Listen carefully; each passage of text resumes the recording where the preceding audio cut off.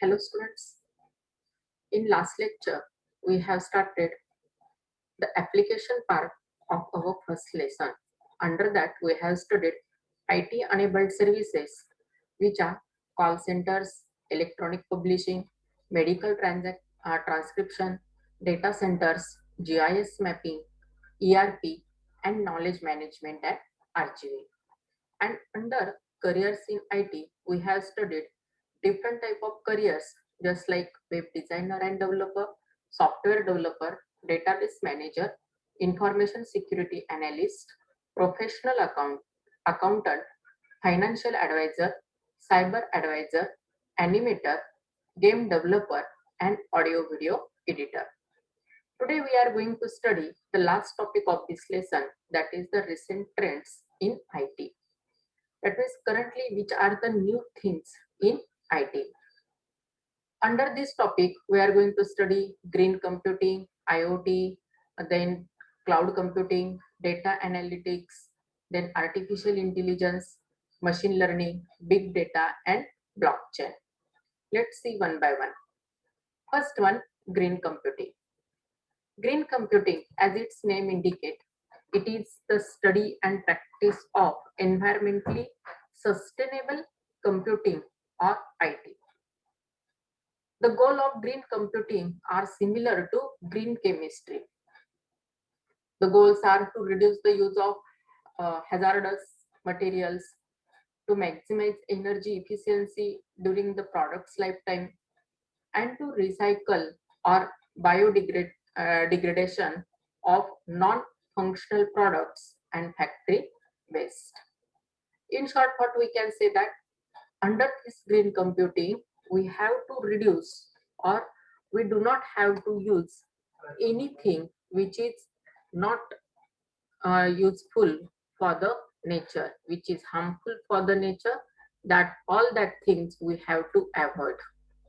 Here, first thing, to reduce the use of hazardous material, that means which are the dangerous for nature as well as for human, all that things should be reduced. Then second thing, to maximize energy efficiency during product's lifetime. When there is specific product life cycle, in that process, we have to maximize the energy efficiency. And third thing, to recycle or biodegradation of non-functional products and factory waste. Whatever the different type of factory waste are available, we have to recycle use. We have to recycle it. जे काही फॅक्टरीचे wastage products आहेत ते wastage प्रोडक्टचं recycling आपण केलं पाहिजे. Then green computing is important for all classes of systems ranging from handheld systems to large scale data centers. जे तुमची जी काही सिस्टीम आहे, तुमचं जे काही ऑर्गनायझेशन आहे, ते कितीही छोटं असू द्या किंवा कितीही मोठं डेटा सेंटर सारखं कितीही मोठं ऑर्गनायझेशन असू द्या, प्रत्येक ठिकाणी ग्रीन कम्प्युटिंग हे खूप इम्पॉर्टंट आहे. कारण आपण आत्ताच्या ह्या ज्या काही 3 गोष्टी बघितल्यात, ह्या 3ही गोष्टी जिथे जिथे यूज होतील, तुमचं ऑर्गनायझेशन असो किंवा तुम्ही सिम्पली पर्सनल लेवलला वर्कआउट करत असो, या 3ही गोष्टी जेव्हा आपण प्रॉपरली मॅनेज करू, त्यावेळेला आपण ग्रीन कम्प्युटिंग प्रॉपरली फॉलो करू. The second thing, first of all, let's see the picture of the green computing. See here, green computing, power management, visualization, energy saving, and cloud. Then suppose if you are having a company, then develop and sustainable green continue plant. Here, then you have to recycle it, then make environment sound purchase.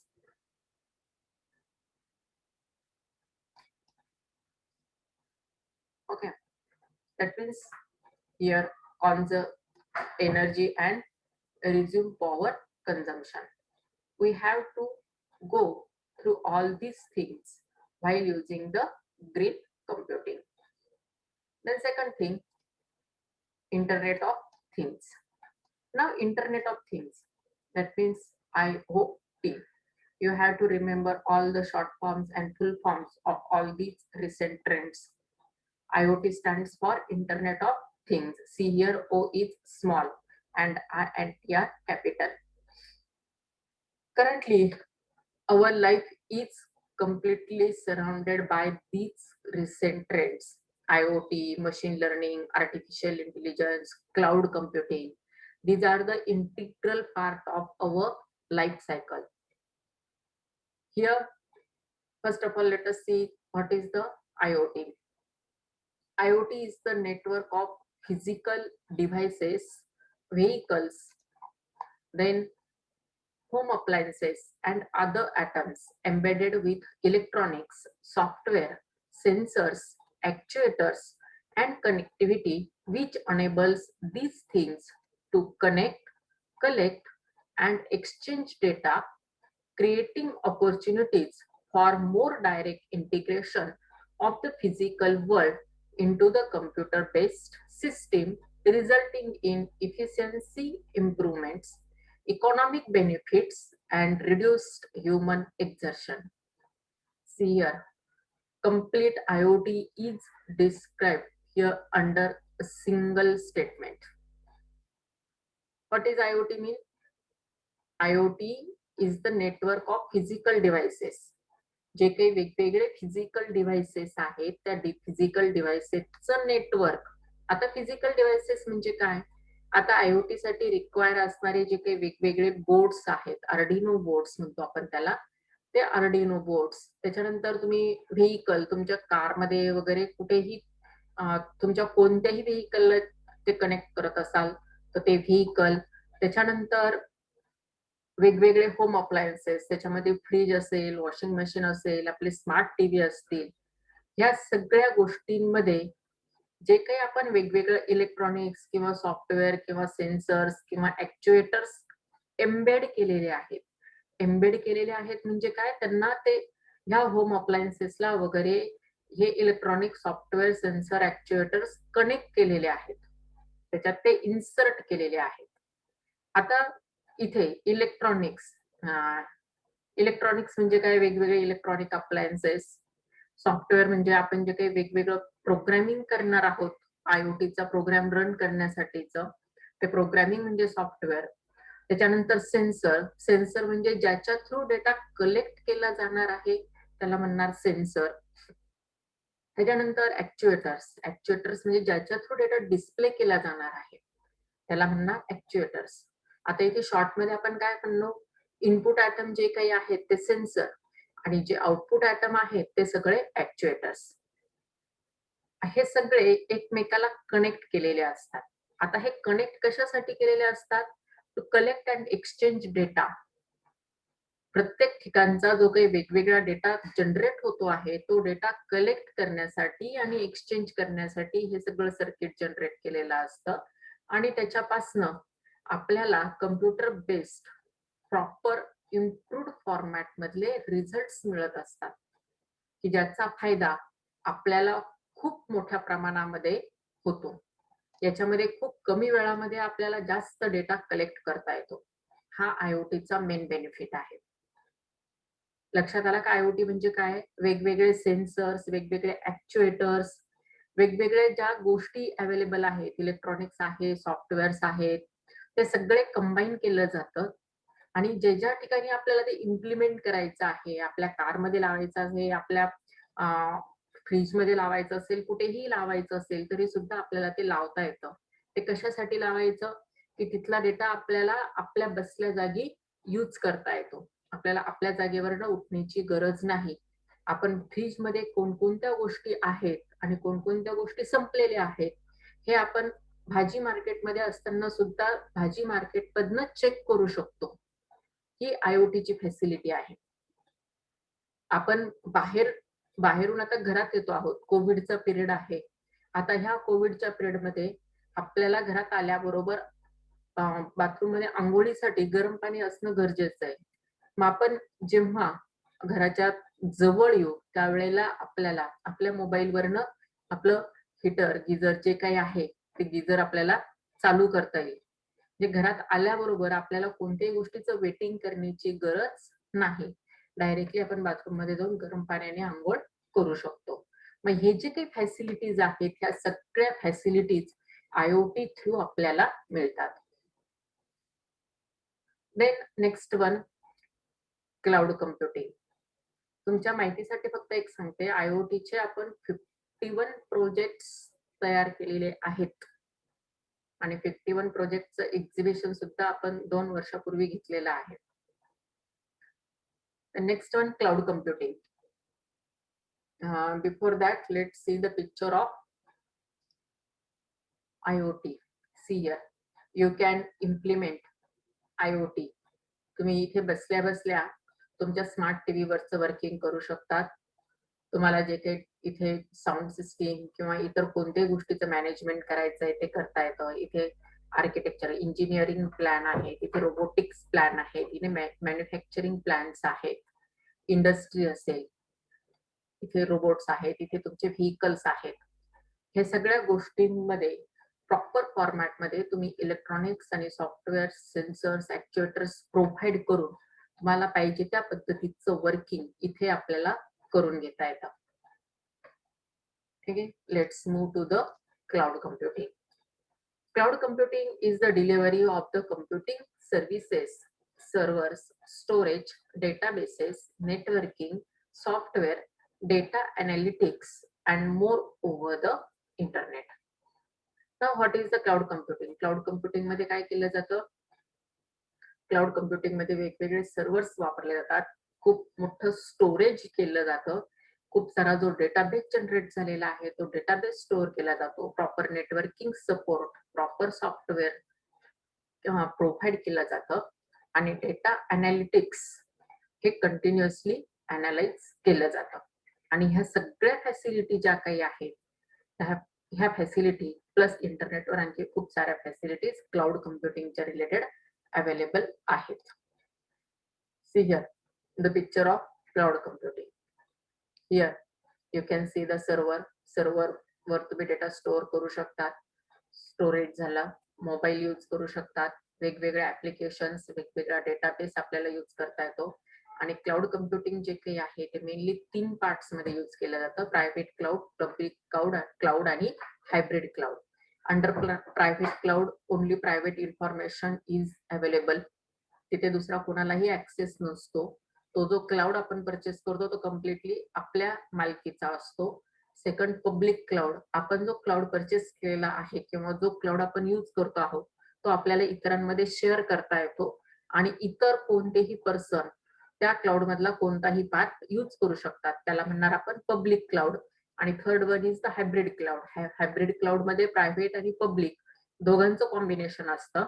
आणि in general जेव्हा आपण आता cloud कम्प्युटिंगचे concept use करतो त्यावेळेला तुमचा data खूप जास्त secure असेल तर प्रायव्हेट क्लाउड यूज केलं जातं, जर ओपन सोर्स डेटा असेल तर पब्लिक क्लाउड यूज केलं जातं, आणि इन जनरल डेटा असेल तर तुम्ही त्या ठिकाणी हायब्रिड क्लाउड यूज करू शकता.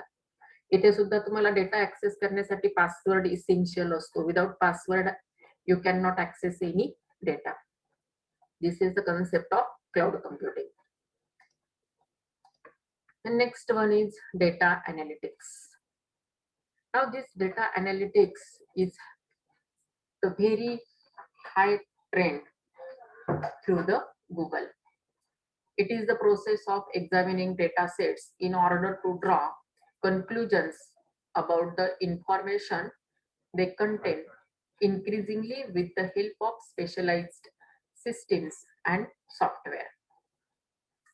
Different type of special systems and special softwares are used to analyze the data. You may know the Google Analytics. Through Google Analytics, you can do the analysis of your business also. Data analytics technologies and techniques are widely used in the commercial industries to enable organization to make more informed business decisions and by scientists and researchers to verify or disprove scientific models, theories, and hypotheses. जे काही तुम्ही वेगवेगळे data analysis करतात ते data analysis करण्यासाठी ते proper manner मध्ये ते केलं जातंय का नाही, सायंटिफिक मॅनरने होतंय की नाही, हे सगळं फाइंड आउट करण्यासाठी ह्या डेटा अनालिटिक्स मध्ये खूप सारे रिसर्चर्स पण अवेलेबल आहेत. Researchers means with different type of softwares are available, and through that we can take the final decisions. Let's see its picture.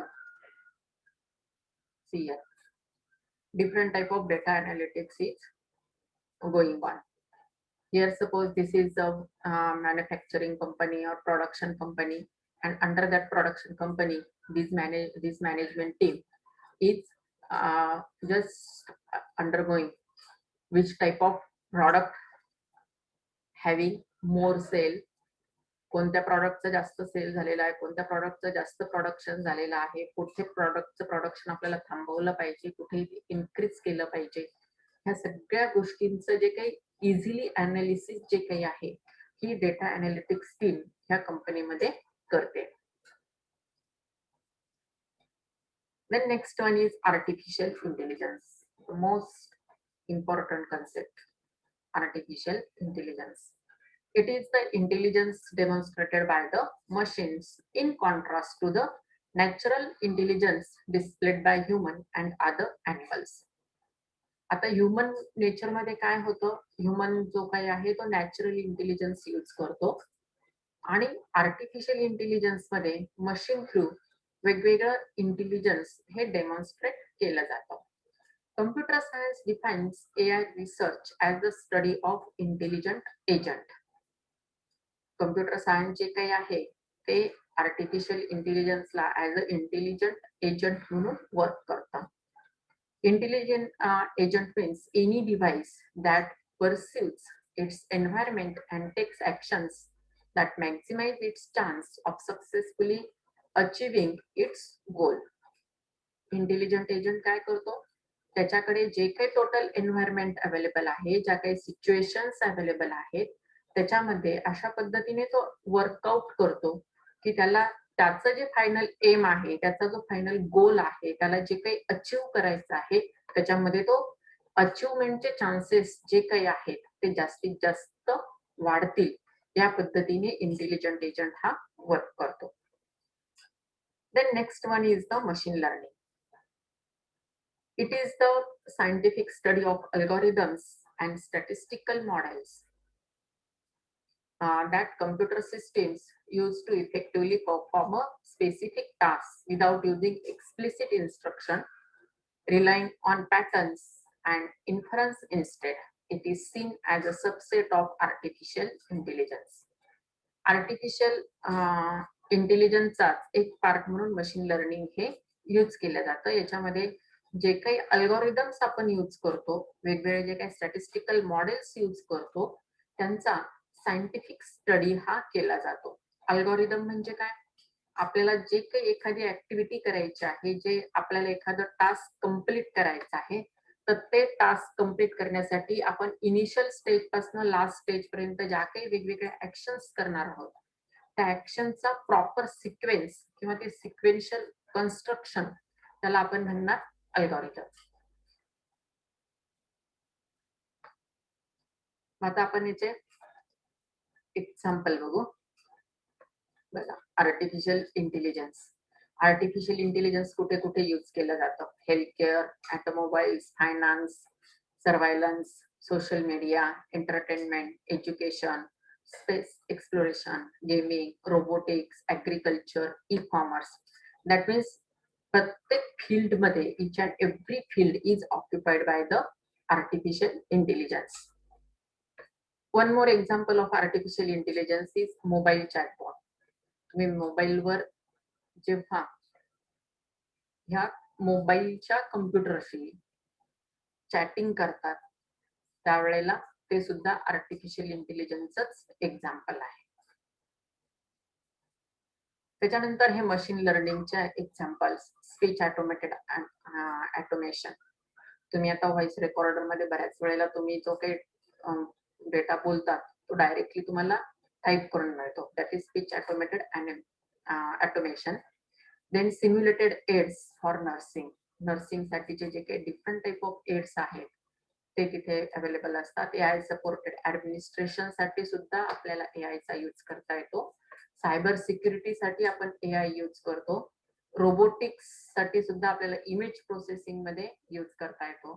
त्याच्यानंतर डोसेज डिटेक्शन अँड करेक्शन, आपण proper format मध्ये हॉस्पिटलमध्ये पेशंटला डोस दिले जात आहेत की नाही याचं सुद्धा डिटेक्शन केलं जातं. अँड डिजिटल कन्सल्टेशन, त्या पेशंटला वेगळं काही कन्सल्ट करायचं असेल किंवा हा जो मेन डॉक्टर आहे त्या मेन डॉक्टरला त्याच्या असिस्टंट डॉक्टरला ज्या काही इन्स्ट्रक्शन्स द्यायचे असतील त्या सुद्धा तिथे देता येतात. अँड रोबोट एडेड सर्जन, आता आपण बरेच वेळा ऐकतो की रोबोट थ्रू सर्जरी केली जाते, तर ती सुद्धा आपल्याला ह्या artificial intelligence through easily possible आहे.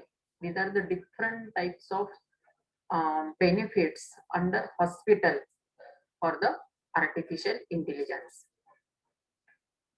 Then application of machine learning. Machine learning is useful for speech recognition, image recognition, automatic language translation, medical diagnosis, stock market trading, online fraud detection, virtual personal assistant, then email spam and malware filtering, self-driving cars, product recommendations, and traffic prediction. All these things can be easily done by the machine learning. म्हणजे तुम्ही आता just Google मॅपवर बघतात, घरातून निघाल्यापासून तुम्हाला ज्या ठिकाणी जायचं आहे त्या ठिकाणी जाण्यासाठी कुठे रस्त्यात ट्रॅफिक आहे की काय ते जर तुम्हाला चेक करायचं असेल तर ते तुम्हाला डायरेक्टली आपल्याला गुगल मॅपवर मिळतं. त्या ठिकाणी सुद्धा मशीन लर्निंगचा यूज केला जातो. Then next one, big data. It refers to data sets that are too large or complex for traditional data processing application software to adequately deal with. म्हणजे जिथे आपल्याला खूप लार्ज व्हास्ट स्केलवरचा डेटा अवेलेबल आहे आणि त्या डेटावर आपल्याला प्रोसेस करायचा आहे त्यावेळेला आपण बिग डेटा यूज करतो. Data with many cases offer greater statistical power, while data with higher complexity may lead to a higher false discovery rate. आता जिथे तुम्हाला खूप हायर लेवलचं स्टॅटिस्टिकल ऑपरेशन्स करायचं आहे, खूप कॉम्प्लेक्स डेटा यूज करायचा आहे, त्या ठिकाणी तुम्हाला बिग डेटाचा यूज होतो. Here big data application: healthcare, travel, education, telecom, e-commerce, media, retail, and finance. All these are the big data applications. Then last topic is blockchain. It is a growing list of records called blocks, which are linked using cryptography. It can be defined as a distributed, decentralized, and public ledger. Cryptography म्हणजे काय? आपल्या readable format मधला जो data आहे तो अनरिडेबल format मध्ये convert करणं, त्याला म्हणतो आपण क्रिप्टोग्राफी. जेणेकरून हॅकरच्या हातात जरी आपला डेटा गेला तरी तो त्याला इझिली आयडेंटिफाय होणार नाही, त्याला तो रीड करता येणार नाही. त्याच्यासाठी सिक्युरिटी प्रोसेस आहे.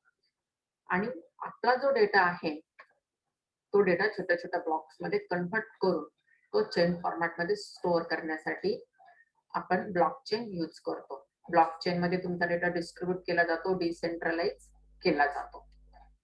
ठीक आहे. मग हे जे काही आहेत हे सगळे रिसेंट ट्रेंड्स आहेत. कोणकोणते ट्रेंड्स बघितलेत आपण आता याच्यामध्ये? बिग डेटाच्या ऍप्लिकेशन मध्ये नंतर आता ब्लॉकचेन टेक्नॉलॉजी बघा, faster settlement, immutable, shared and distributed, decentralized, more secured, increase network capacity.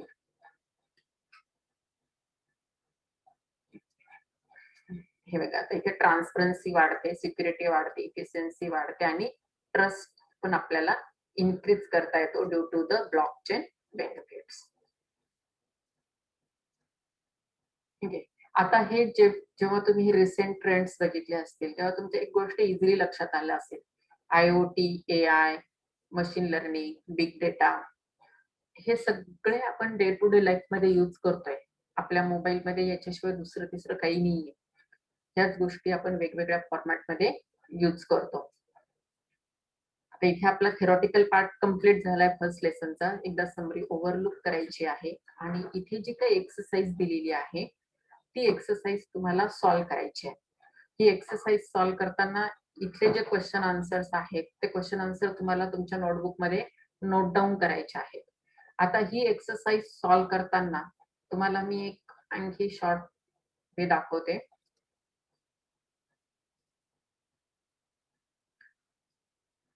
हे बघा, इथे गुगलवर गेल्यानंतर 11th IT first chapter exercise असा डेटा टाईप करा. 11th IT first chapter exercise. तिथे गेल्यानंतर तुम्हाला पहिलंच ऑप्शन मिळणार आहे Balbharati solution for information technology 11th. इथे तुम्हाला आपल्या टेक्स्टबुक मध्ये जेवढे काही लेसन आहेत, 4 लेसन आपण थेरॉटिकली स्टडी करणार आहोत. 4ही लेसनचे जेवढ्या एक्सरसाइज आहेत त्या सगळ्या एक्सरसाइजचे आन्सर्स आपल्याला ह्या बालभारतीच्या वेबसाईटच्या अंडर दिलेले आहेत. हे शाला.com हे जे काही ही वेबसाईट जी काही आहे ती बालभारती स्पॉन्सर वेबसाईट आहे. त्याच्यामुळे इथे सगळे आन्सर जे काही आहेत ते करेक्ट आन्सर्स असणार आहेत. आता इथे फॉर एक्झाम्पल पहिला आहे डॉसचा फुल फॉर्म लिहायचा आहे तुम्हाला, डिस्क ऑपरेटिंग सिस्टीम. आता हे आपल्याला आन्सर माहिती, व्ह्यू सोल्युशन केलं की तुम्हाला त्याचं आन्सर मिळणार आहे view operating system. In case जर तुम्हाला कोणत्याही क्वेश्चनचा आन्सर लिहिताना डिफिकल्टी वाटली तर तुम्ही ह्या मॅनरने ह्या वेबसाईटवरनं ते आन्सर शोधून लिहू शकतात. हे तुम्हाला ही एक्सरसाइज तुमच्या नोटबुक मध्ये कम्प्लिटली लिहायची आहे. त्याच्यानंतर सेपरेटली तुम्हाला A4 पेपर घ्यायचे आहेत आणि त्या A4 पेपरवर ही जी ट्युटोरियल आहे ती ट्युटोरियल सेपरेटली सॉल्व्ह करायची आहे. ह्या ट्युटोरियलला 40 मार्क्स आहे. ही जी ट्युटोरियल आहे ह्या ट्युटोरियल मधलेच क्वेश्चन्स तुम्हाला एक्झामला विचारले जाणार आहेत. यात ही ट्युटोरियल सेपरेट पेजेसवर तुम्हाला सॉल्व्ह करायची आहे आणि मी जेव्हा ते मागवेल तेव्हा तुम्हाला ते पेजेस, ह्या ट्युटोरियलचे पेजेस सबमिट करायचे आहे. 40 मार्क्सचे ट्युटोरियल आहे. जसा तुमचा फायनल एक्झामचा पेपर असेल त्याच फॉर्मॅटमध्ये हे ट्युटोरियल डिझाईन केलेलं आहे. फक्त याच्यामध्ये क्वेश्चन नंबर 8 लास्टचा क्वेश्चन इन्क्लूड नाहीये, तो प्रोग्रामिंगचा असतो म्हणून. बाकी इथे सगळ्या गोष्टी तुम्हाला तुमच्या फायनल पेपर पॅटर्न नुसार दिलेल्या आहेत. यातला प्रत्येक क्वेश्चनचा आन्सर तुमच्या टेक्स्टबुक मध्ये आहे. तिथनं तुम्ही ते टेक्स्टबुक मधनं आन्सर शोधून लिहू शकतात. ठीक आहे, एवढ्या गोष्टी. फर्स्ट लेसनची एक्सरसाइज तुम्हाला नोटबुक मध्ये लिहायची आहे आणि ही जी फर्स्ट ट्युटोरियल आहे, फर्स्ट ट्युटोरियल सेपरेट फुलस्केप वर तुम्हाला लिहायचं आहे. ते फुलस्केप नंतर तुम्ही मला सबमिट करणार आहात, त्यामुळे हे कंपल्सरी रायटिंग इसेन्शियल आहे. ठीक आहे, आता इथे आपण फर्स्ट लेसन आपला कंप्लीट झालेला आहे. आपण इथे थांबू. काही क्वेरीज असतील तर मला पर्सनली मेसेज करा.